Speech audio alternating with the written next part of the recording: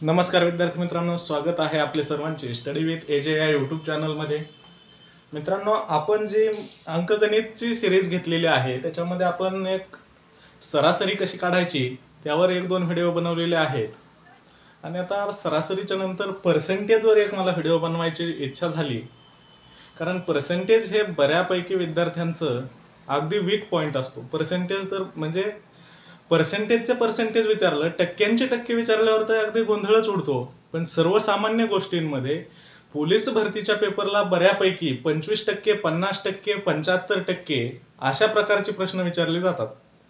आहे त्या संख्येची 25%, आहे त्या संख्येची 50%, आहे त्या संख्येची 75%, असे प्रश्न विचारले जातात. आता याच्यामध्ये काय करायचं असतं, अगदी शॉर्टकट ट्रिक्स. प्रत्येक वेळेसच टक्के म्हणजे संख्या गुणिले टक्के भागिले 100 ह्या गोष्टी करत बसायची गरज नाही. मग करायचं काय? प्रश्न हा पण आहेच ना की करायचं काय. तर करायचं काय तर बघून घ्या. आता तुम्हाला जर एखादी संख्या दिलेली असेल, सपोज 10,000 जर तुम्हाला संख्या दिलेली आहे आणि या 10,000चे तुम्हाला 100% विचारले, तर ती 100%, 10,000चे 100% बरोबर 10,000चे 100% बरोबर किती येतं मित्रांनो? 10,000च. कारण काय की जी संख्या आहे तिची 100% म्हणजे तीच संख्या असते. जी संख्या आहे तिचे 100% म्हणजे काय असते? तीच संख्या असते. नंतर दुसरा आपण बघू की एखाद्या संख्येचं 50% विचारलं. 10,000च संख्या घ्या. 10,000 या संख्येची 50% विचारले. 10,000 या संख्येचे 50%. आता 10,000 संख्येचे 50% म्हणजे काय मित्रांनो? दिलेल्या संख्येची अर्धी संख्या. 10,000चे अर्धे किती झाले? 5,000. द्या 5,000 मांडून. त्याच्यानंतर तिसरा जो आहे 25%. घ्या 10,000च घ्या. 10,000 चे 25%.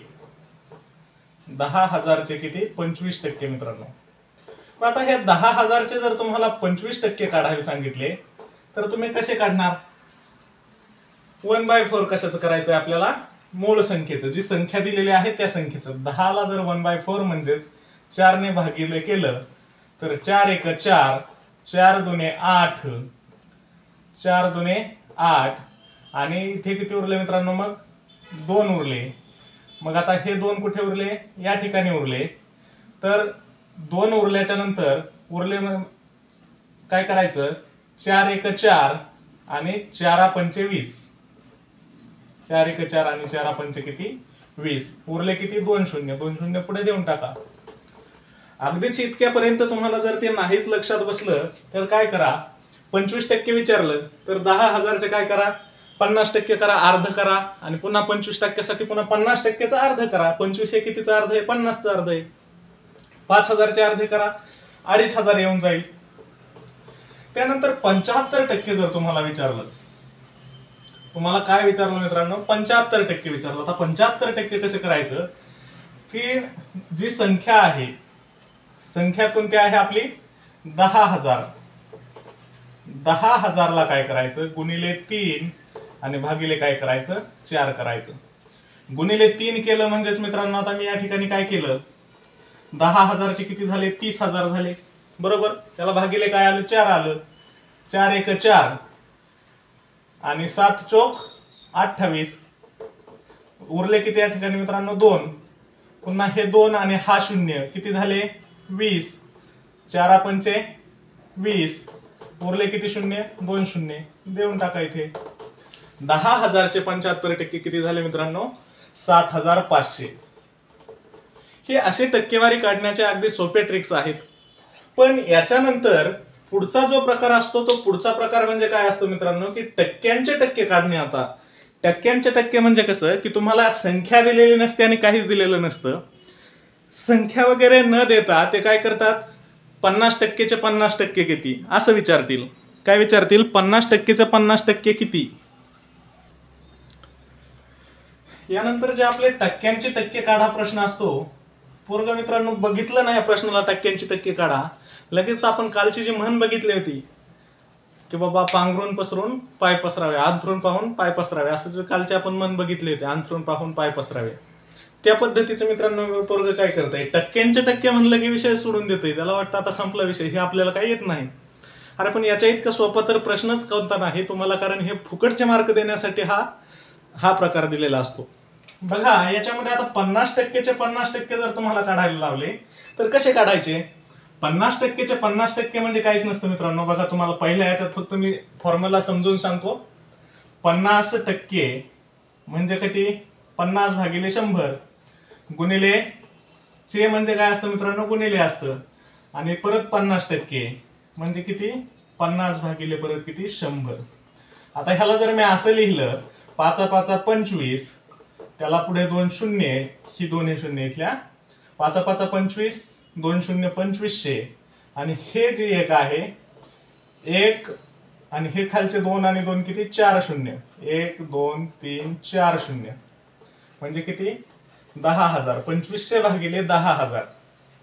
हे काय आहे मित्रांनो, फॉर्म्युल्याने आहे बरं का. फॉर्म्युल्याने थोडंसं अवघड जातंय, मी तुम्हाला त्यामुळे फॉर्म्युल्याने अगोदर सांगतो, आणि नंतर तुम्हाला आपल्या आणखी एक ट्रिक सांगतो की त्याच्यामधून तुम्हाला अगदी सोप्या पद्धतीत 1 मिनिटात तुम्ही लगेच हे टिक करून लगेच पुढे जाणार. 1 मिनिट नाही रे मित्रांनो, 1 मिनिट हे सगळ्यात कमी वेळ बोलताना आपण असं सहज 1 मिनिट बोलून जातो, पण अगदी काही सेकंदात तुम्ही त्याच्या उत्तरापर्यंत पोहोचून पुढे जाल याची मी खात्री देतो. बघा ह्याच्यामध्ये 50%चं 50% म्हणजे 50 भागिले 100 गुणिले 50 भागिले 100 बरोबर काय, 2500 भागिले 10,000. आता याच्यामध्ये काय होतं, भागाकार करायचा सोपा, सरळ सरळ, हा शून्य गेला, हा शून्य गेला, हा शून्य गेला, हा शून्य गेला. तुम्हाला आणखी एक नियम माहित असेल तर चांगलीच गोष्ट आहे, नसेल तर घातांकाच्या नियमांमध्ये, सॉरी दशांशांच्या नियमांमध्ये तुम्ही हे बघू शकता, किंवा भागाकाराच्या नियमामध्ये तुम्ही हे बघू शकता की हा जो इथला शून्य कट झाला की 1 दशांश कुठे, इथे येत असतो. नंतर म्हणजे खालचा जो शून्य कट झाला की पॉइंट कुठे येतो, डावीकडे सरकतो. भागाकारामधला एक शून्य कट झाला तर पॉइंट कुठे सरकतो, डाव्या हाताकडे सरकतो. मग दुसरा शून्य कट झाला, परत पॉइंट इकडे सरकला, आणि 1 ने जर भाग दिला असेल आपण तर, आणि इथे पॉइंट आला म्हणजे ऑब्व्हियसली काय आहे, या ठिकाणी 0 आलेला आहे. आलं लक्षात. हे काय आहे मित्रांनो, तर उत्तर आपलं काय आहे मग 0.25 काय आहे आपलं, 50%चं 50%. बघा आता 80%चं 30% विचारलंय, तुम्हाला शॉर्टकट फॉर्म्युला देऊन टाकतो लगेच. आता 80%चं 30% विचारलंय, 8 त्रिक 24 चा विचार करायचा डायरेक्ट, सरळ सरळ. काय विचार करायचा, 8 त्रिक 24 चा विचार करायचा, आणि ऑप्शन मध्ये 24 जे आहे दशांश वगैरे काय, जर ऑप्शन 2-3 असतील तर तुम्हाला थोडंसं आणखी पुढे जावं लागेल, पण जर ऑप्शन मध्ये तुम्हाला फक्त 2 आणि 4 जो अंक आहे तो फक्त ऑप्शन मध्ये 24 हे कुठंतरी एखाद्या ठिकाणी दिसलं तर तुम्ही काय करू शकता, त्या उत्तरापर्यंत पोहोचू शकता. बघा 80चे 30%, 80चे 30% जर करायचे झाले तर असेच आत्ताच्या सारखं, आता मी डायरेक्टच करून टाकतो मित्रांनो. 8 त्रिक 24 आणि दोघांचे 2 शून्य, खाली भागाकारामध्ये काय करायचे, लगेच 10,000 करून टाकायचे. बरोबर. त्याच न्यायाने जसे आपण इकडचे 2 शून्य कट केले, इकडचे 2 शून्य कट केले, हा शून्य कट केला, एकाने दशांश सरकला म्हणजे इथे आला, हा शून्य कट केला, हा ही दशांश कुठे सरकला, आणखी डावीकडे सरकला, इथे आला, म्हणजेच काय आला, 80चं 30% म्हणजे काय, तर काय आहे 0.24.